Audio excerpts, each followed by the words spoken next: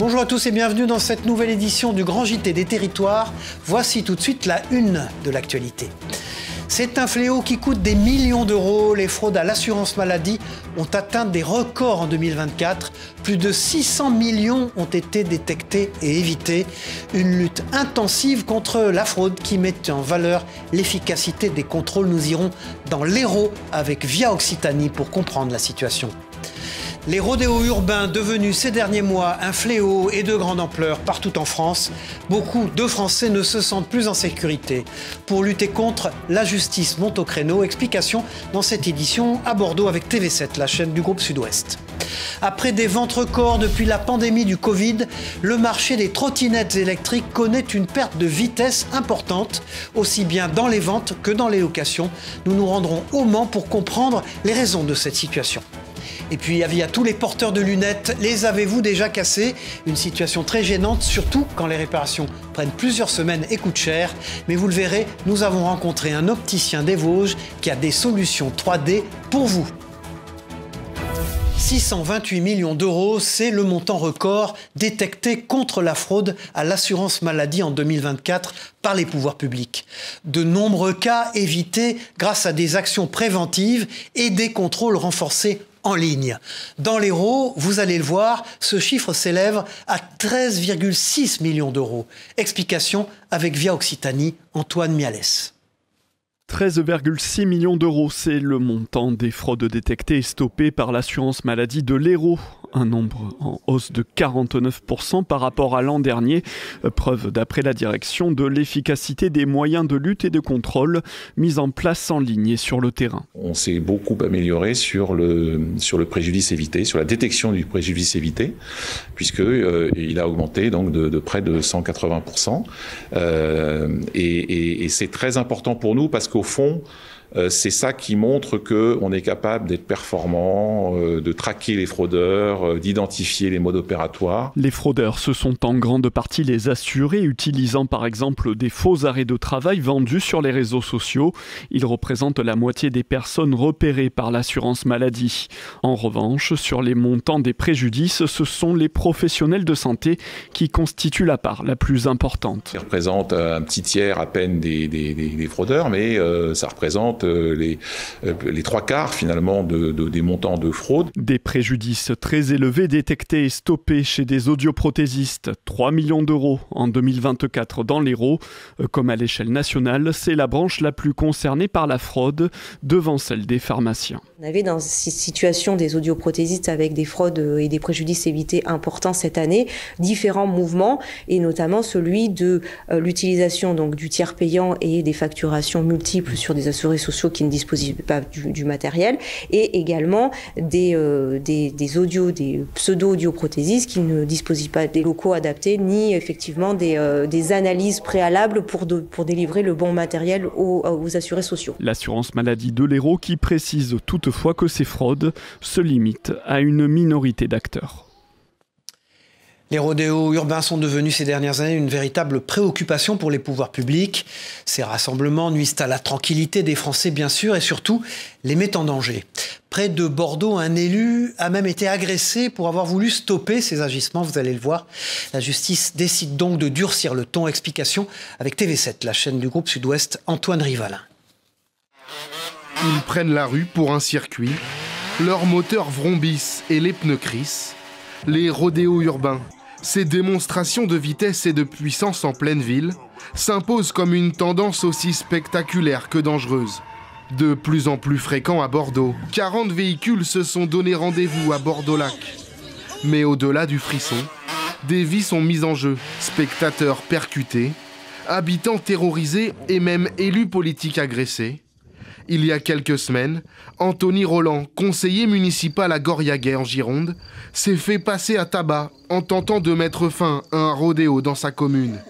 Pour faire face au phénomène, le parquet et la DIPN de Bordeaux ont construit un dispositif pour mettre fin à la pratique. avec l'aide notamment des drones. Observer ces rodéos, en comprendre les itinéraires, les zones de repli, les points d'appui, les complicités éventuelles, et permettre d'engranger du renseignement qui nous permettront d'intervenir à froid, à minima pour saisir les véhicules, et au mieux, c'est l'idéal, c'est d'interpeller ceux que nous serons parvenus à identifier par le biais de ces images. Au début du mois de mai, 2 conducteurs interpellés en plein rodéo urbain ont écopé de lourdes sanctions. L'interdiction de conduire tout véhicule terrestre à moteur et ainsi qu'un couvre-feu qui leur interdit de sortir le soir, le week-end. Mais par ailleurs, et peut-être surtout, les véhicules qui ont été saisis ont fait l'objet, le 9 mai, c'est-à-dire une semaine plus tard, ont fait l'objet d'une décision de vente avant jugement. Depuis 2018, un texte de loi sanctionne les rodéos urbains. Les participants risquent jusqu'à 2 ans d'emprisonnement et 30 000 € d'amende. Être maire dans une commune rurale n'est pas de tout repos, bien sûr. À 1 an des élections municipales, plusieurs d'entre eux expliquent les difficultés quotidiennes de leur métier.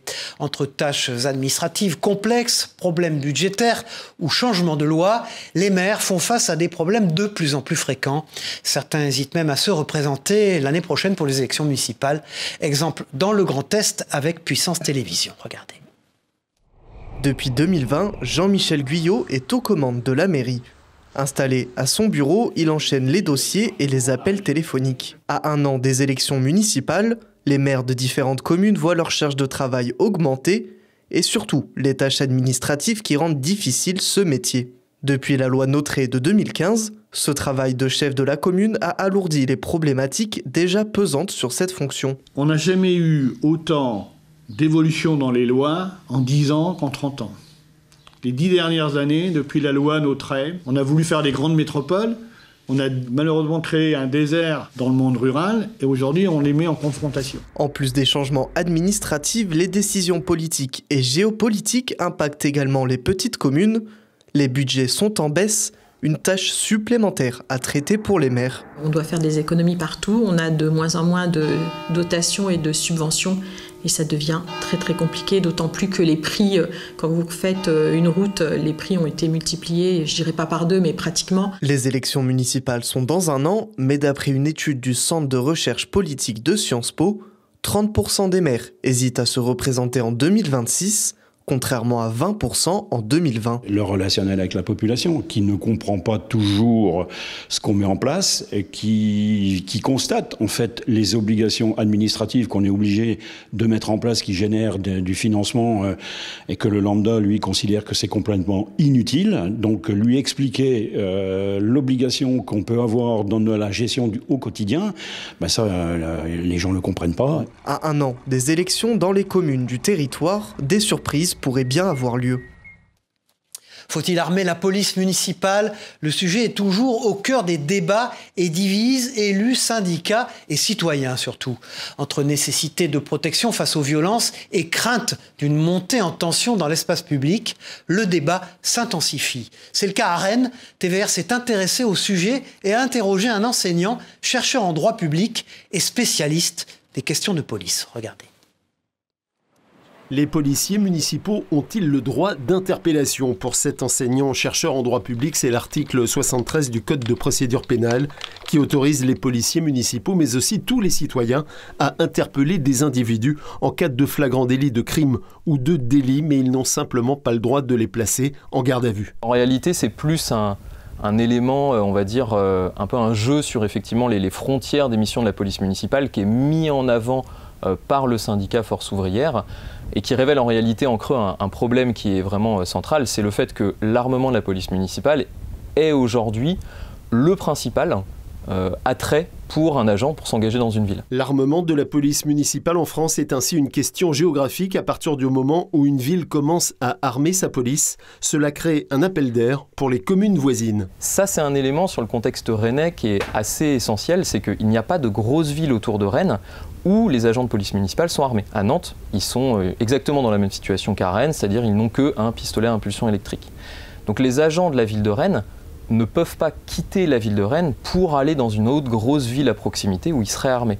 Ça, c'est un élément qui, dans le rapport de force interne entre la mairie et les syndicats, va sûrement être déterminant. Et selon un rapport de la Cour des comptes, aucun obstacle juridique n'empêche un maire d'armer sa police municipale s'il le souhaite. Ensuite, tout est affaire de sensibilité politique. À droite, on demande à la police municipale d'adopter une démarche sécuritaire avec des missions d'interpellation.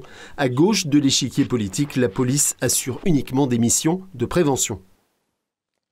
Alors que le conflit en Ukraine perdure et que les négociations pour un cessez-le-feu n'aboutissent pas, notre partenaire 8 Mont-Blanc a pu rencontrer une entreprise spécialiste depuis plus de 30 ans dans la fabrication de fusils d'assaut de précision. Cependant, vous le verrez, ces contrats avec l'armée française diminuent, obligeant l'entreprise à s'exporter. Plus de précision dans ce reportage de Jules Demeure. Ce PGM ECAT-2 équipe depuis une trentaine d'années les forces armées françaises. Avec des canons allant de 70 à 90 cm, il peut toucher des cibles à plus de 3 km. Une arme de pointe fabriquée en Haute-Savoie par le dernier fabricant français de fusils de précision.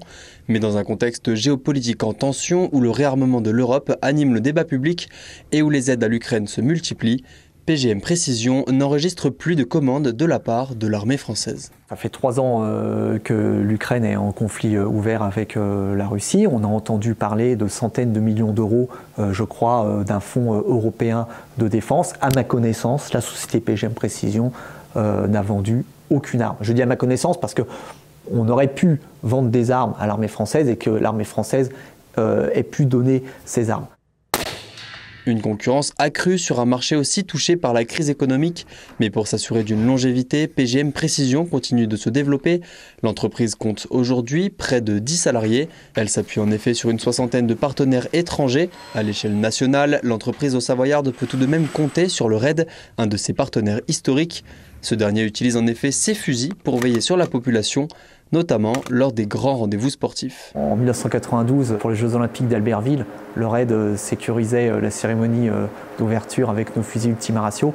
Et pendant les Jeux Olympiques de Paris 2024, on avait encore des fusils PGM qui protégeaient les athlètes et qui protégeaient les supporters lors des cérémonies d'ouverture ou pendant les épreuves. Des armes héritées d'un savoir-faire local qui continueront de protéger les populations en France ou à l'international dans les prochaines années. Le trafic de drogue est un phénomène qui n'épargne personne, petites et grandes communes, tout le monde est touché par ce fléau. Les malfaiteurs transforment l'espace public en point de deal, ce qui nuit grandement, évidemment, à la tranquillité des habitants et des commerçants. Un problème majeur aussi pour les élus. Vous allez le voir, en Isère, le maire de Fontaine a décidé de lancer une occupation citoyenne. En quoi cela consiste-t-il? Réponse avec ce reportage de Télé Grenoble. À Fontaine, la mairie lance une opération inédite pour lutter contre le trafic de drogue, l'occupation citoyenne. Malgré un renforcement des moyens policiers ces dernières années, la ville reste le théâtre de règlements de compte. On dénombre 3 fusillades depuis septembre 2024. On a fait énormément de choses, mais force est de constater que ça n'a pas suffi à endiguer les points de deal. Donc on a décidé de faire une action beaucoup plus importante. Il y a un volet sécurité, faire fuir les dealers, faire fuir les consommateurs, mais également un volet occupation de l'espace public avec les habitants, avec les commerçants, avec les associations de quartier, avec les bailleurs aussi également. Moi je considère qu'il faut qu'on mène ce combat-là et qu'on dérange le plus possible. L'action est menée par la mairie de Fontaine, la préfecture de l'Isère et les polices municipales et nationales, mais fait aussi appel aux habitants. Parmi les Fontainois rencontrés, beaucoup sont motivés à l'idée de s'investir dans cette initiative, tandis que d'autres émettent quelques réserves. Enfin, je crois qu'il faut quand même qu'on essaye et que surtout qu'il y ait une action coordonnée, police nationale, police municipale, bailleurs, habitants, pour faire reculer ce qui est maintenant devenu quand même un fléau. Moi, occuper un lieu jusqu'à 8 h du soir et pendant 10 jours, je ne vois pas en quoi ça change le problème. L'opération doit durer une dizaine de jours, mais la mairie n'exclut pas la possibilité de la reconduire. L'année dernière, près de 50 000 personnes ont acquis la nationalité française. Dernièrement, la préfecture de Martinique a d'ailleurs honoré 44 nouveaux citoyens. Un moment toujours très joyeux pour eux, après avoir rempli une multitude de critères pour obtenir la nationalité, bien sûr. Cependant, le ministre de l'Intérieur, Bruno Retailleau, a annoncé vouloir durcir ces critères. Regardez ce reportage de Via ATV sur place. Anaïs est une lycéenne de 17 ans et est née à Fort-de-France. Ses parents, eux, sont arrivés d'Haïti il y a 34 ans.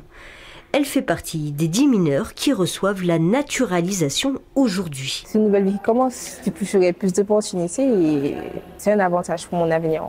Rebecca vient des États-Unis. Mariée à un Français, elle vit dans le pays de son époux depuis 15 ans. Pour elle, cette cérémonie a une saveur unique.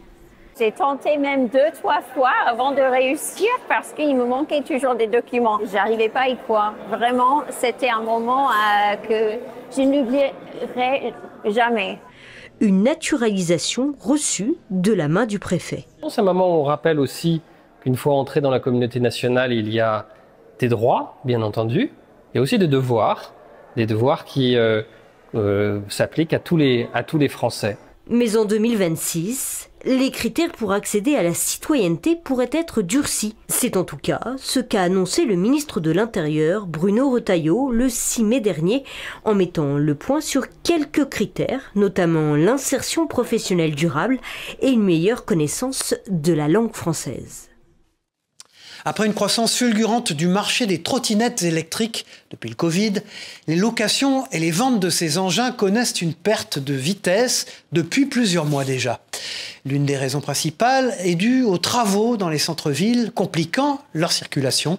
LMTV Sarthe a pu rencontrer un professionnel du secteur qui en parle, Anthony Piton et Elisa Cribier. Les ventes de trottinettes électriques dérapent. Chez ce spécialiste au Mans, le chiffre d'affaires a connu une baisse assez marquée l'an dernier.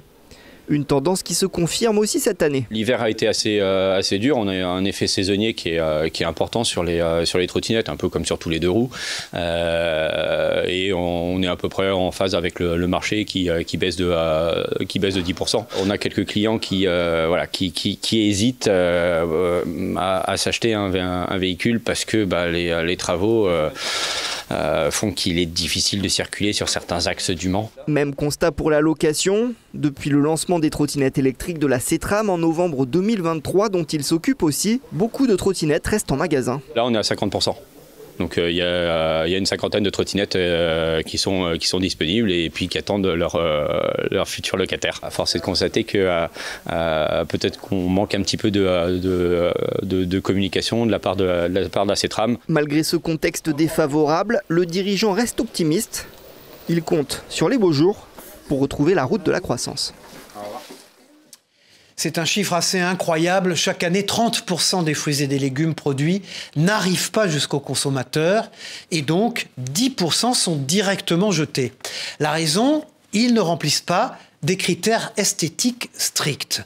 Alors pour lutter contre ce gaspillage, une entreprise corse a décidé de les récupérer pour produire ses propres jus. Écoutons le président de cette entreprise au micro de Télépaésé. L'objectif, c'est de valoriser ce qu'on n'arrive pas à vendre en frais et de monter des filières pour pouvoir exprimer le meilleur de notre terroir, le terroir insulaire. On développe des produits qui sont soit du jus, du pur jus de clémentine à destination des industriels, des glaciers, et on développe aussi la marque qu'on développe maintenant depuis 2-3 ans, qui est la Goursica, donc cette boisson pétillante à la clémentine et à l'extrait de Népi. Qui n'a jamais cassé ses lunettes? Un moment particulièrement gênant, surtout quand les réparations prennent plusieurs semaines.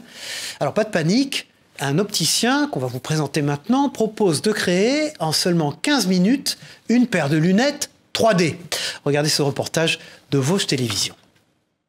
Une innovation fait son apparition chez les opticiens. Ici, chaque mois, plus d'une dizaine de montures cassées par des clients maladroits sont retournées aux fabricants pour réparation. Un délai de 2 à 3 semaines est constaté généralement, ce qui peut paraître long pour le porteur de lunettes.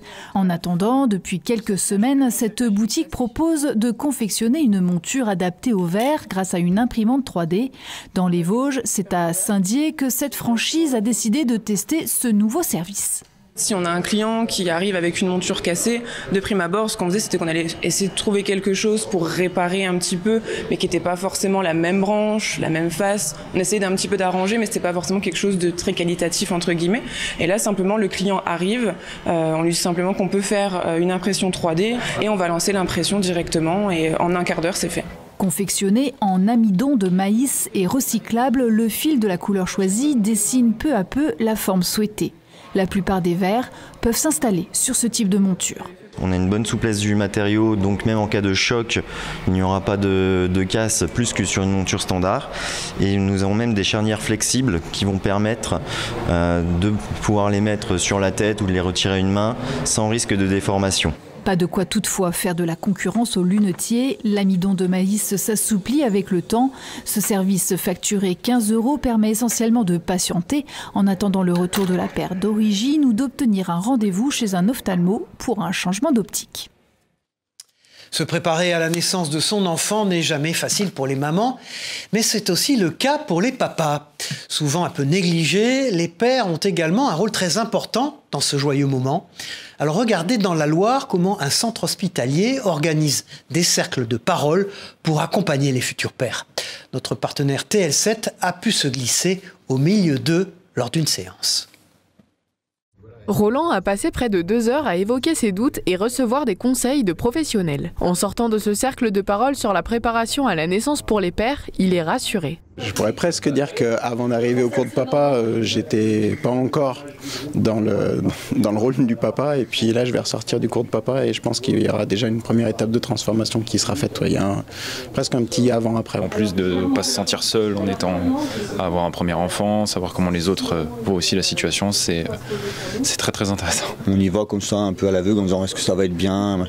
Et quand on en sort, oui, c'est très bien. Il faut le faire. Ouais, je suis pressé, mais là, j'ai beaucoup moins peur. Durant les 2 heures, une sage-femme est présente pour aborder avec les futurs papas le séjour en maternité. Alors moi j'ai plutôt la place de celle qui va démystifier un peu l'accouchement, qui va un petit peu répondre à leurs angoisses, leur stress, les images de l'accouchement. On explique aussi aux papas la place qu'ils ont pendant le séjour à la maternité. Donc on explique aux papas l'importance de la proximité, du soutien à la maman. Et puis aussi leur rôle de père, ils ont aussi toute leur place dans l'éducation de cet enfant. On fait de la prévention sur la dépression et sur les troubles psychiatriques qui peuvent arriver donc, chez la jeune mère, mais aussi chez le papa.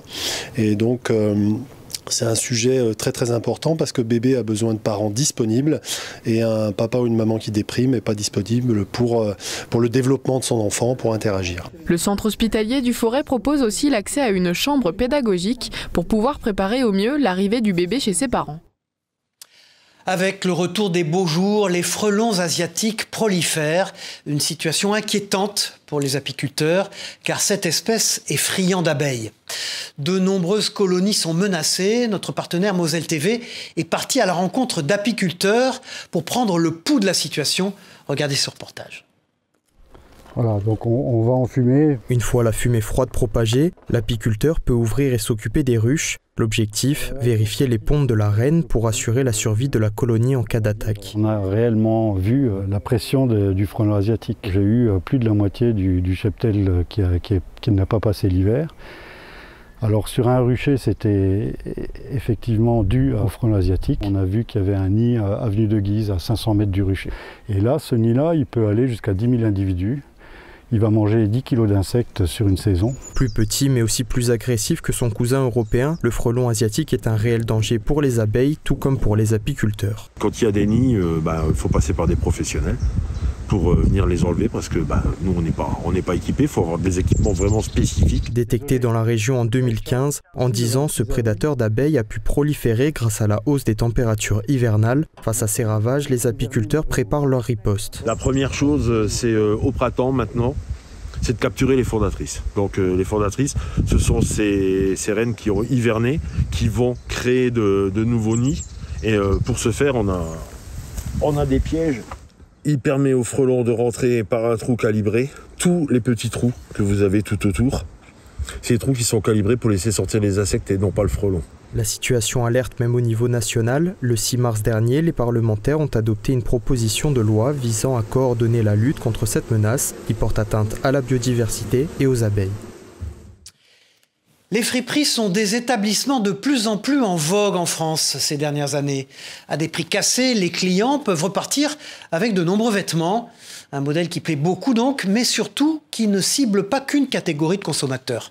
Écoutons 2 gérantes de friperies à Limoges, au micro de 7 à Limoges justement.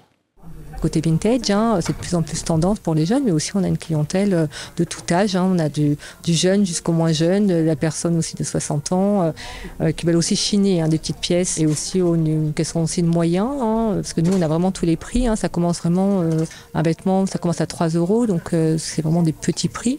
Depuis que mes parents en fait m'ont appris à m'habiller en me disant qu'on peut s'habiller de manière seconde main et que c'est pas grave, donc du coup moi j'ai toujours appris à m'habiller comme ça, et donc pour moi ce sont des valeurs qui sont importantes, et j'ai voulu le retraduire dans ma boutique aussi, qu'on pouvait trouver de très belles pièces en seconde main.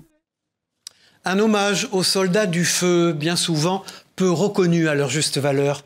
Un musée des pompiers a ouvert pour eux ses portes dans l'Aube. Ce lieu retrace l'évolution des équipements de secours et de lutte contre les incendies.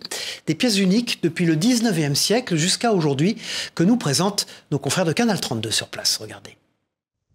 L'espace mémoire des sapeurs-pompiers de l'Aube retrace sur 700 mètres carrés près de 2 siècles d'évolution des équipements dans le département, de 1830 à aujourd'hui. Dès les premières visites, la surprise est au rendez-vous. Elle témoigne de l'engagement et de la réalité du métier. Des fois, ils avaient prêté main forte à la commune à côté, donc ils pouvaient courir en tirant la pompe pendant 10-20 km. Les membres de la commission Histoire ont consacré 18 mois à transformer ce lieu en un espace muséal. Le rez-de-chaussée dédié aux véhicules d'intervention, le premier étage au secours à la personne et le dernier à l'habillement ainsi qu'aux pièces plus légères. Les objets exposés proviennent de dons offerts par des communes, des collectionneurs ou des sapeurs-pompiers eux-mêmes qui conservaient ce patrimoine dans leur garage. Comme ça embêtait ma femme que ça soit là. On a un superbe patrimoine chez les sapeurs-pompiers, surtout dans l'Aube, et on voyait que ça partait sur les vides-greniers. Aujourd'hui, la commission Histoire compte 30 personnes. On honore la mémoire de nos anciens qui ont travaillé dur avec du matériel pas toujours facile à utiliser. Un peu plus de 6200 pièces. Ça va du pins au véhicule, avec toutes les tailles intermédiaires. Voilà, c'est la fin de ce journal. Merci de l'avoir suivi. On se retrouve très vite pour une nouvelle édition du Grand JT des Territoires. Au revoir à tous.